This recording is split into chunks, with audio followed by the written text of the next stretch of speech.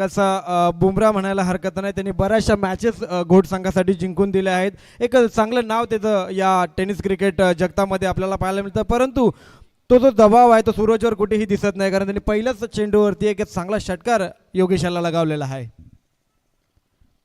अगदी yorker लेनचा ball लगेच line पिक केली, लगेचच त्याला सन्मान दिला, पॉईंटच्या दिशेने बॉल ढकलला, बॉल मात्र वाया जाऊ दिला नाही, सिंगल कंप्लीट केली, लगेचच कॉल केला त्याने रोशनला आणि एक धाव कंप्लीट करत असताना धावसंख्या निवडलेली 13 या धावसंख्येवरती. आणि खरं तर आपण पाहिलं तर पनवेल प्रीमियर लीगच्या माध्यमातून यावर्षी अगदी वेगळ्या संकल्पनेने ही पनवेल प्रीमियर लीग आपण पाहतो. लोकनेते श्री रामशेठ ठाकूर त्यांच्या वाढदिवसानिमित्त अमृत महोत्सव साजरा केला जातो. त्यांच्या वाढदिवसानिमित्त इथे मात्र आपण ही पनवेल प्रीमियर लीग साजरी करतोय. दुसरा उद्देश आहे ते मात्र सामाजिक कार्याच्या माध्यमातून इथे मात्र पनवेल प्रीमियर लीग आपण सातत्याने आयोजित करत असतो.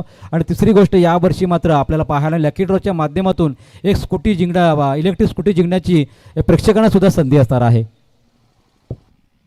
बक्षिसांचा भडीमार अगदी या पनवेल प्रीमियर लीगमध्ये आपल्याला पाहायला मिळतोय.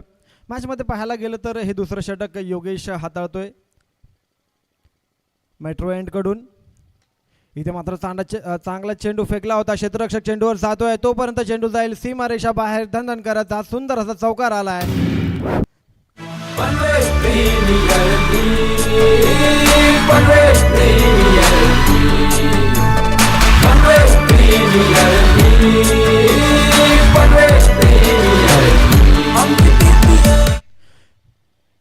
जसं आपण पाहिलं पहिल्या षटकात 7च धावा आला. त्यानंतर कुठेतरी समाधानाचा दबाव बनवण्याचा विचार होता समोरच्या टीमवरती, म्हणून मुन्नाला षटक दिलं. परंतु ती स्ट्रॅटेजी कुठेतरी उलटी होते या संघावरती. परंतु चांगला इथं कमबॅक म्हणावा लागेल बॉस फायटर होळे या संघावरती.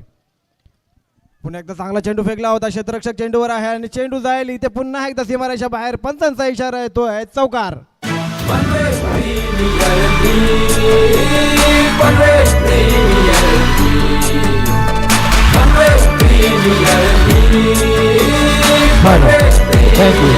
एका बाजूने आपण पाहिलं तर रोशनची फलंदाजी आपण पाहिलं तर मागच्या पहिल्या ओव्हरमध्ये 3 चेंडूने डॉट खेळले.